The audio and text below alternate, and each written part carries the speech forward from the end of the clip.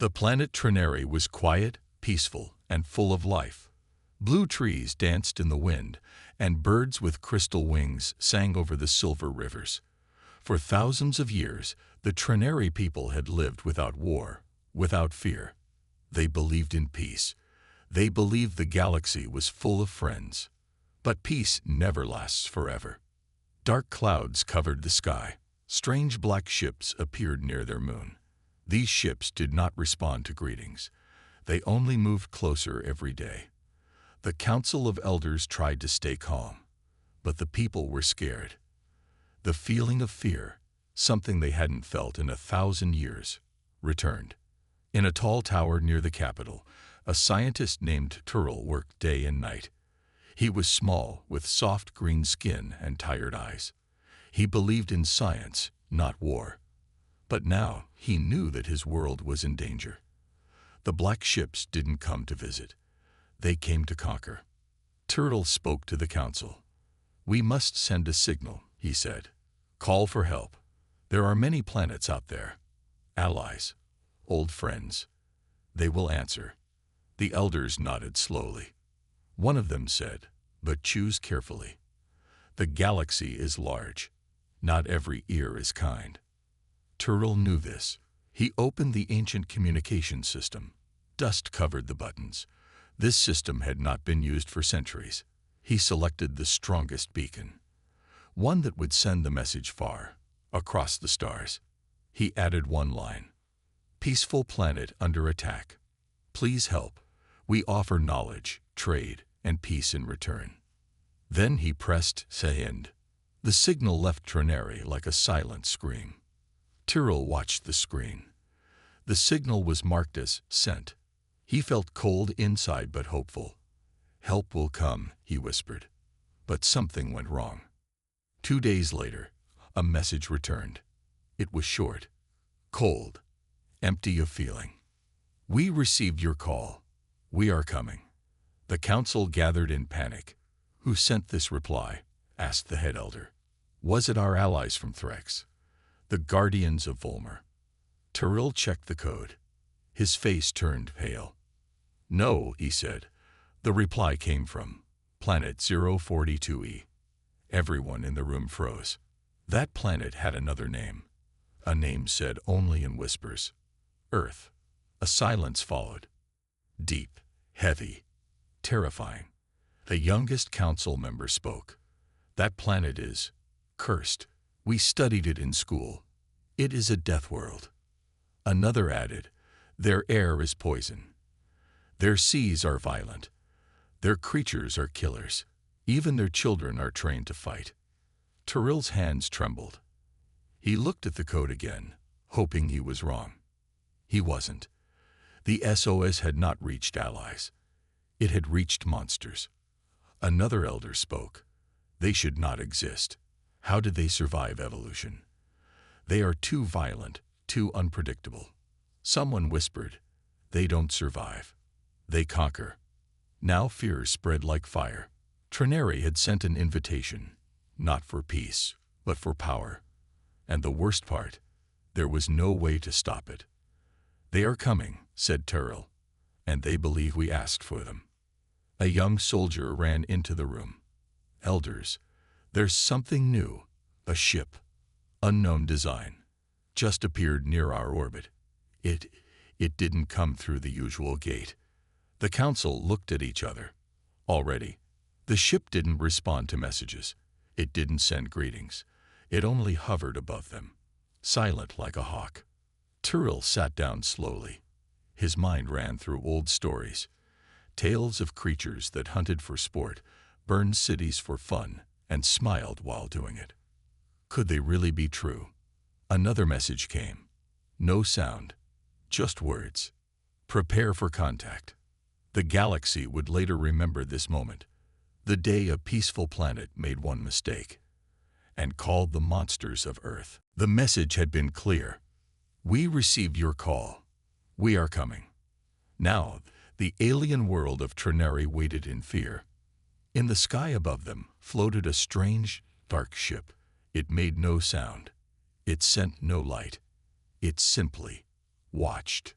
In the High Council chamber, the air was heavy. Tyrrell stood in front of the elders. His voice was shaking. I sent the signal to our allies, but Earth received it. That word, Earth, made even the bravest guards look away. The head elder, old and wise, leaned forward. Tell them, he said to the others. Tell him what Earth really is. One of the council members, Elder Furry, began to speak. Her voice was soft, but filled with warning. Long ago, she said, we studied every planet in the galaxy. Most were safe. A few were dangerous, but only one was called unlivable, not because of its air or heat, but because of its people. Another elder added, Earth was not just a planet. It was a lesson, a warning to the stars. Tyrrell listened carefully. He had heard whispers about Earth before, nothing more. But now, the truth was coming out. Elder Fairy continued. The creatures on Earth live in chaos. They fight their own kind. They burn their forests. They build weapons that can destroy whole cities in seconds. And they smile while doing it. Tyrrell asked, how do they survive? They don't just survive, another said. They adapt. They grow stronger. Pain doesn't stop them. Fear doesn't stop them. That's why we call them. She paused. Deathworlders. The word hung in the air like a shadow. Tyrrell looked at the screen. The human ship was still there, silent, unmoving. Maybe they came to help, he said, still hoping. Maybe they are not like the stories. But the room remained quiet. No one believed that. The youngest member of the council, Jiro, spoke nervously. There are stories, secret files, about other planets that contacted Earth by mistake. None of them survived. Tyrrell frowned. What do you mean? Jiro pulled up a hidden archive. Here, he said. Listen. A recording played. It was old, broken. Static crackled through the audio. But one voice came through clearly. Scared, rushed, almost crying. We thought they were allies. They helped us win the war. Then they asked for payment. We refused. That's when they turned. We never saw the sun again. Then the message cut off. Silence returned. Tyrrell stepped back. He looked at the others. What do they want? He asked. The head elder spoke at last. They don't want peace. They don't want gold or power. They want control. They want to watch us, study us. And when they are ready, they take. Outside, the ship finally moved. Slowly, it began descending. Panic filled the city. Families hid in shelters. Soldiers ran to their stations. No one had seen a real war in hundreds of years. Trinary had no weapons strong enough to fight Deathworlders. The council sent one last message. We apologize. The signal was a mistake. We ask you to league in peace. But there was no reply. Instead, a small pod dropped from the ship. It landed just outside the capital. People watched from far away. No one dared go near it. Then, the pod opened. Out stepped 3 figures, tall, covered in black armor, faces hidden behind helmets. Their movements were slow, careful, like hunters walking into a new forest. They walked into the city without fear. They didn't look around. They didn't speak. They simply moved forward, straight toward the council building. The guards tried to block them. But the humans didn't raise weapons. They only said one thing. Who sent the signal? Tyrrell, full of fear but also guilt, stepped forward. I did, he said. I thought it would save us. The tallest human turned his head slightly. You asked for help, he said. We helped, but there is a price. They turned and walked away. One of them placed a box on the ground before leaving. It was small, black, and ticking. The humans disappeared into the shadows. Tyrrell stared at the box. What did we bring to our world? He whispered.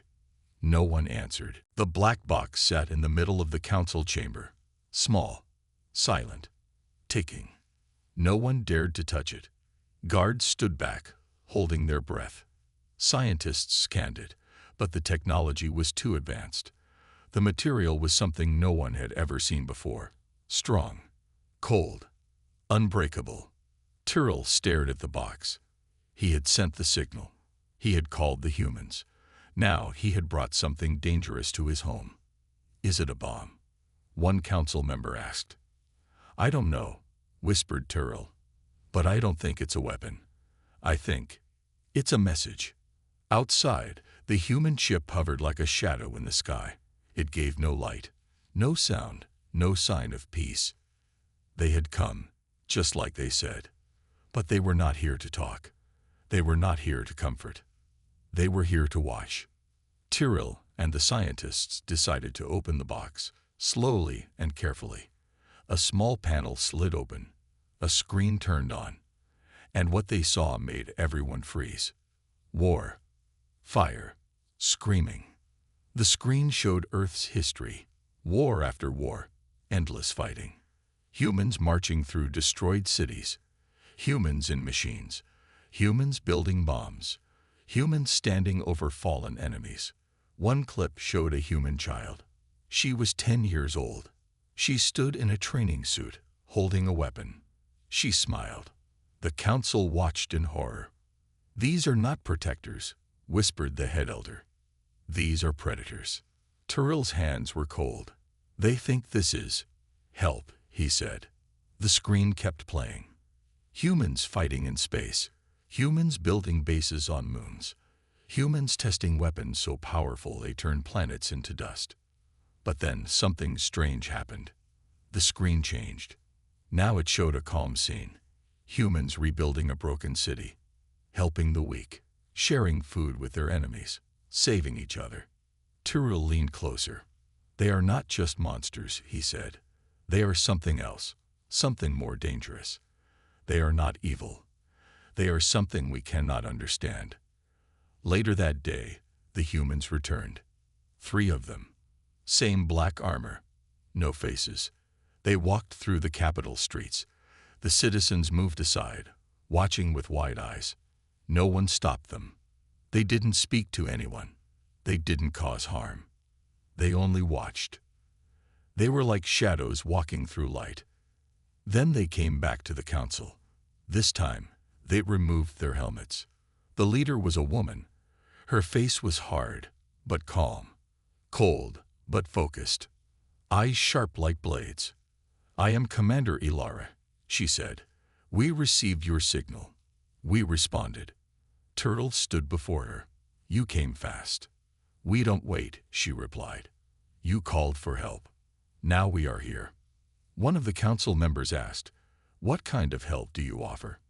Ilara answered, "The kind that makes sure your enemy never returns." There was silence. The head elder stepped forward. "And what do you want in return?" Ilara looked at them for a long moment. "Obedience." That word shook the room. "You mean alliance?" the elder asked. "No," Ilara said. "I mean obedience. Earth does not give gifts. Earth makes contracts." The second human placed a device on the table. "Sign this," he said, "and we will protect you forever." Tyrell picked it up. The text was in simple galactic code. "Trinary agrees to join Earth Command as a dependent protectorate. In exchange, Earth will destroy its enemies, protect its lands, and control its future." Tyrell looked up. "So we are not free anymore." "You are alive," Ilara said. "That is the deal." Later that night, Tyrell stood on his balcony. He looked at the stars. He had wanted to save his people.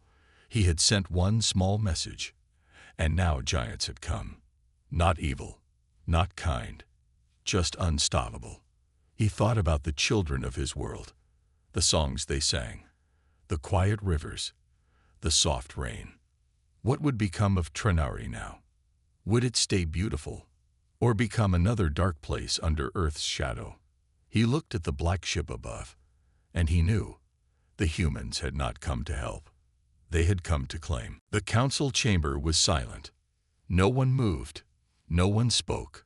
The document from Earth lay on the table, glowing faintly. The words were clear. Sign and live under Earth's protection.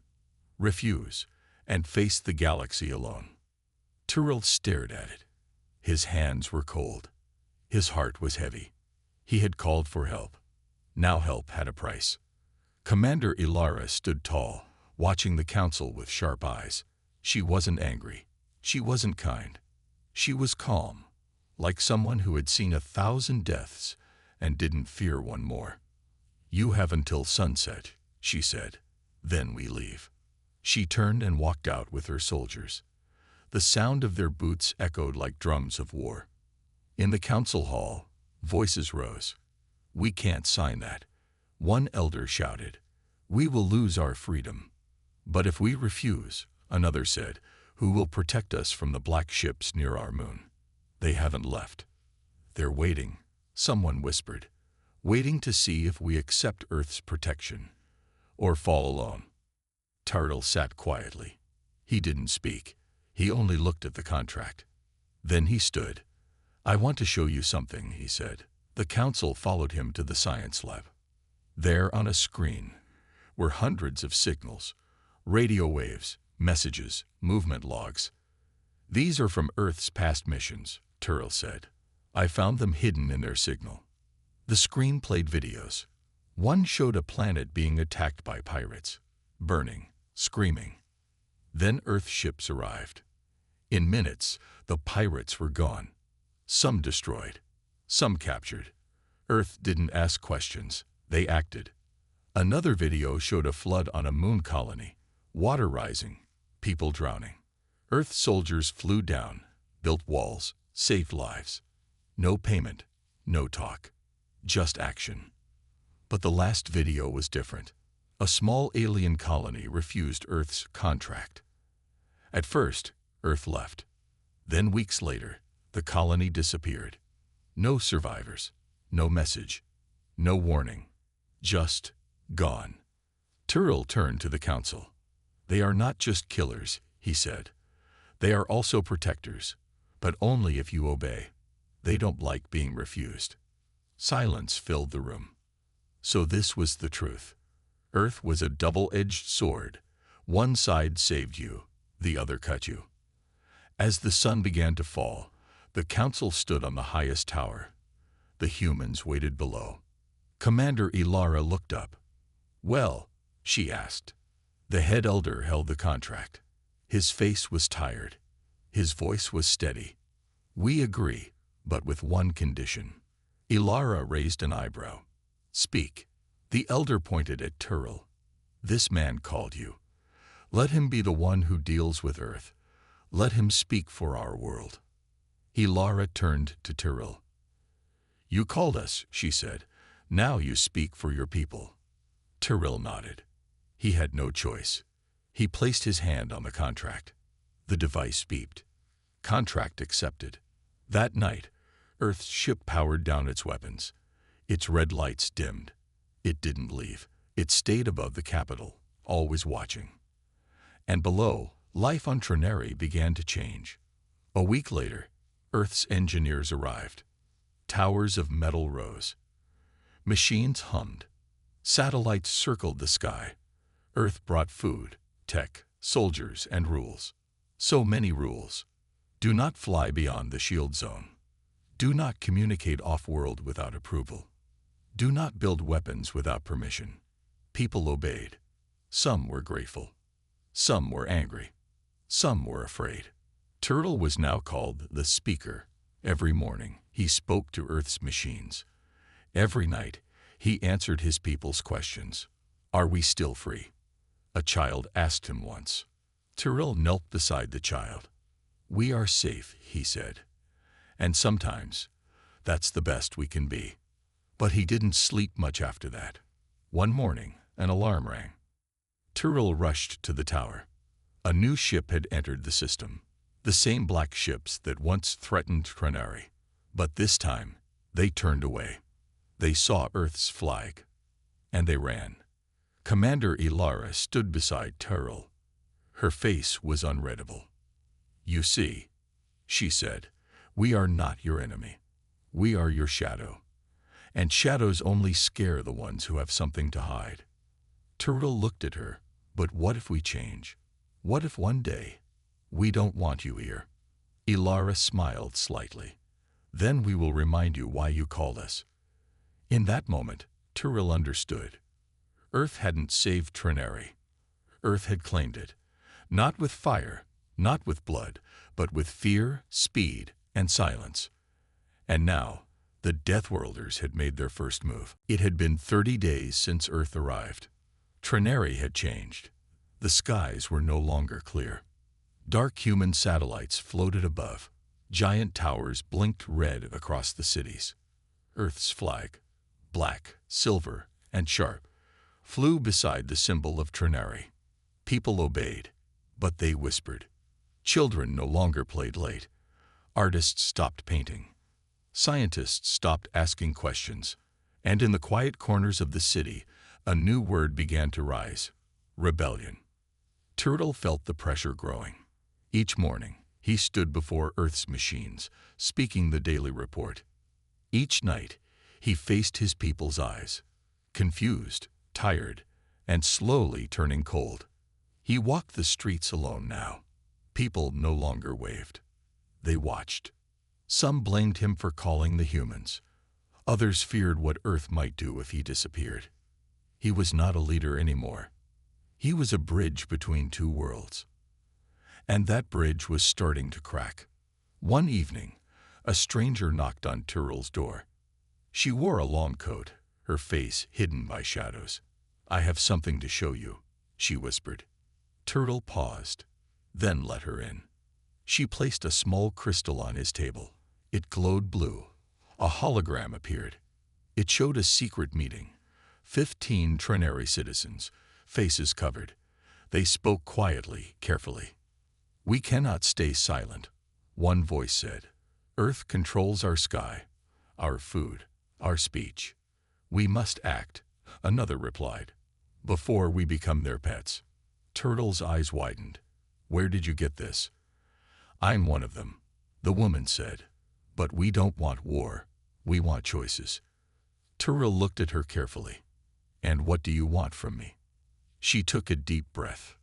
"We want you to speak to them. Tell Earth we want a vote, a voice, some freedom back." Turtle shook his head. "They won't like that." "They don't have to," she said, "but they need to hear it." Then she left. The next day, Turtle stood before the Earth Command Tower. It was tall, sharp, and full of soldiers. Cameras watched every step. Commander Elara met him at the top. "You look tired," she said. Turtle nodded. "I am." He stepped forward. "I have a request. From the people." Elara raised an eyebrow. "A request or a warning?" "Neither," he said softly. "A plea." She folded her arms. "Speak." Turtle took a deep breath. "My people are grateful. You saved us, protected us. But now, they feel trapped. We need a voice. We need to feel alive again. Can we vote on small matters? Local leadership, festivals, education." Elara watched him, silent. Then she spoke. "Freedom is not a toy. We don't give it lightly. We take care of you, because your world is fragile." Turtle replied, "It won't always be." Elara looked out the window. "You remind me of someone," she said. "A man from a colony like yours. He asked for the same thing." "What happened to him?" Turtle asked. "He got it," she said. "Then he started asking for more. And then he was gone." Turtle's chest tightened. "I don't want war," he said. "Good," Elara replied. "Because Earth never fights. Earth finishes." 3 days later, something unexpected happened. The black ship above the capital powered up, but not for attack. It left. It flew away silently into the stars. For the first time in 30 days, the sky over Trineri was clear. People walked into the streets. Some laughed, some cried. Some just stared at the blue sky. Was it a trick or a test? Turtle stood on the tower, watching the people. Beside him, a small human drone hovered and spoke. Commander Ilara sends this message. We are watching, but we are listening. Use this time well. Make us believe in you. The next week was quiet. People returned to their gardens. Children danced again. Songs played in the markets. A small vote was held for local leadership. For a moment, Trenary felt alive again. But even in celebration, no one forgot the shadow above. They knew Earth was watching. And in a hidden room underground, the rebels met again. But this time, they were not angry. They were planning. Tyrell walked through the night city, his thoughts heavy. He had made a deal with a world stronger than fear. Now he had to walk a line thinner than hope. If he failed, it would not be just his life. It would be everyone's. 2 months had passed since the black ship left Trenary. The people began to smile again. Shops reopened. Music returned to the streets. Children ran through gardens without fear.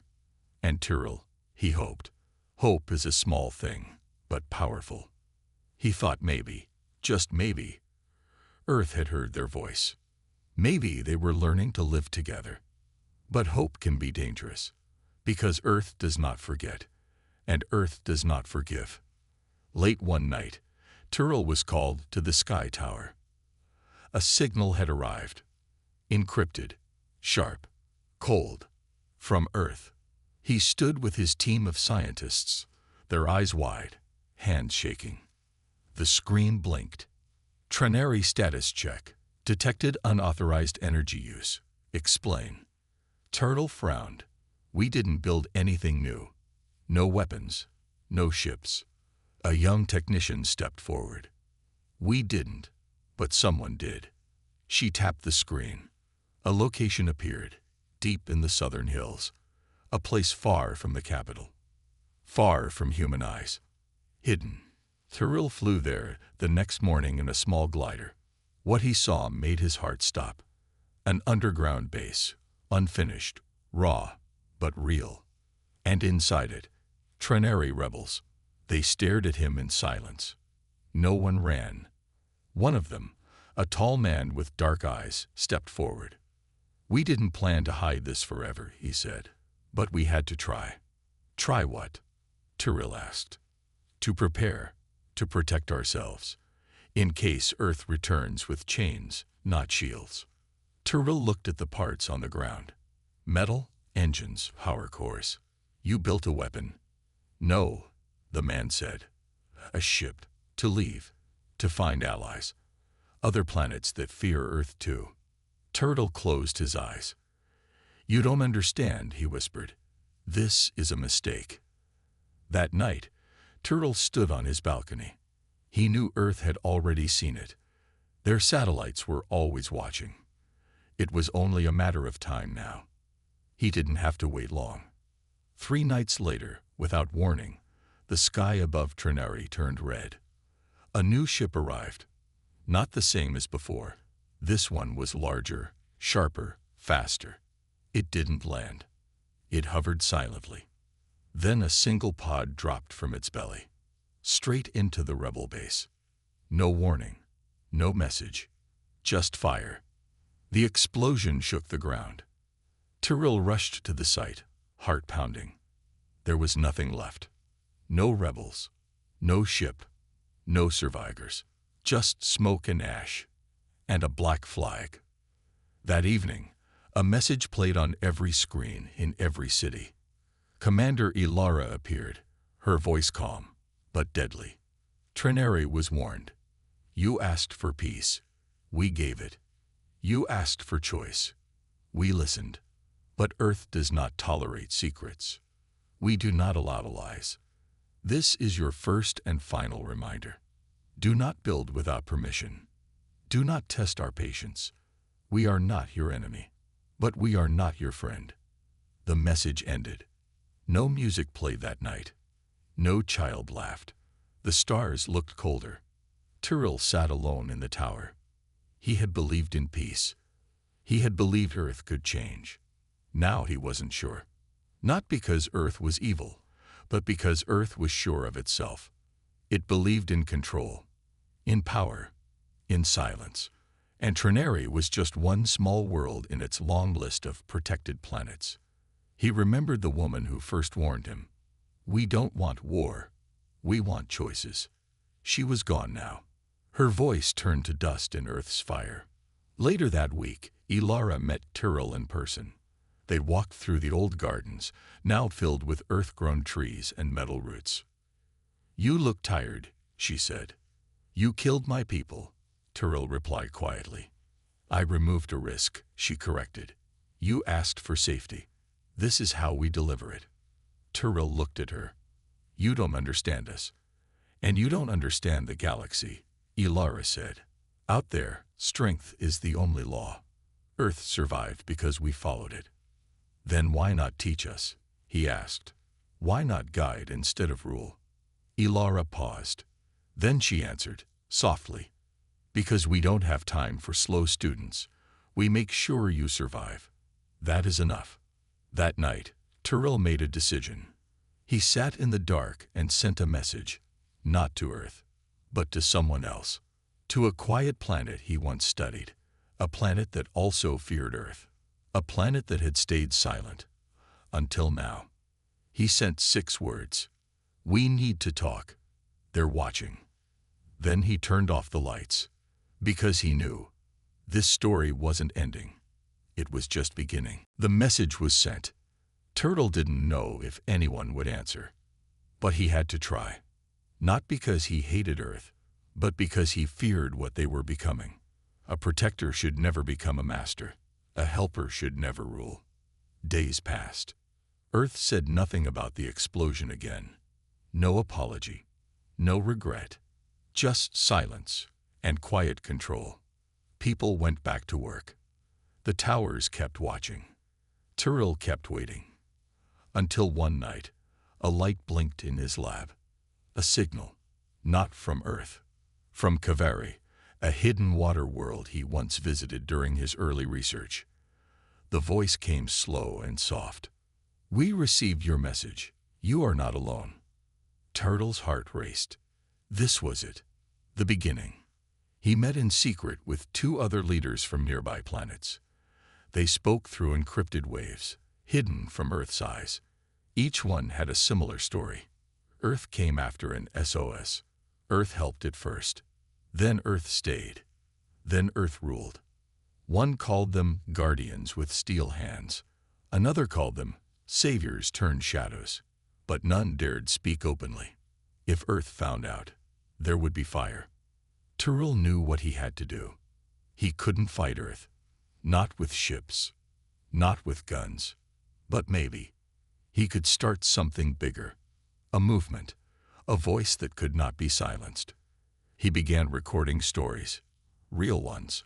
From Trinary, from Velari, from other silent planets. He called the series The Cost of Protection. Each story was short, simple, emotional. A mother who lost her child because Earth's rules denied her medicine. A scientist whose work was erased because Earth called it too dangerous. A child who asked, "Why can't we dream about the stars anymore?" Tyrell spread the stories in secret channels. He didn't sign his name. He didn't ask for help. He only let the truth speak. And across the galaxy, something began to stir. People read. People listened.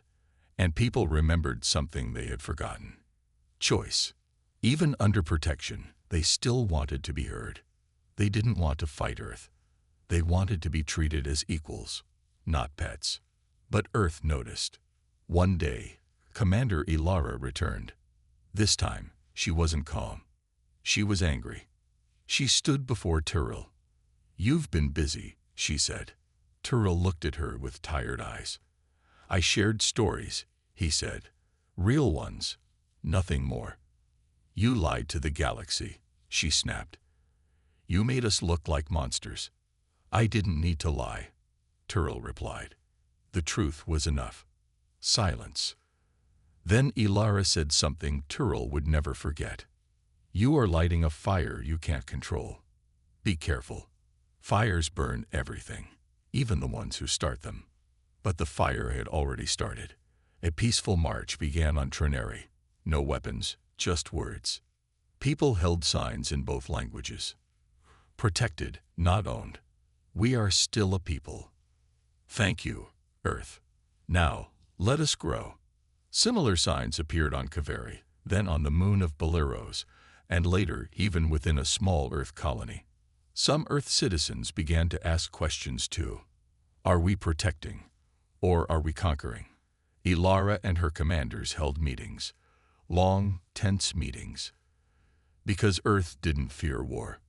But Earth feared change. 1 month later, something unbelievable happened. Ilara returned to Trinary with a new message. Earth is starting a council, a shared voice. For all protected worlds. You may speak, you may vote. But understand this. We are still here. We will always be near. Not to rule, but to remember what happens when chaos is allowed to grow. The people cheered. Tyrell did not. He stood at the edge of the crowd, quiet. A child came up to him. Did we win? The child asked. Tyrell smiled softly. No, he said, but we were heard. That night, Tyrell sat alone. He looked at the stars, small, cold, and beautiful. So many worlds, so many voices. Maybe Earth had power, but now others had hope. And hope, once awakened, never sleeps again. The end, or perhaps the beginning of something greater.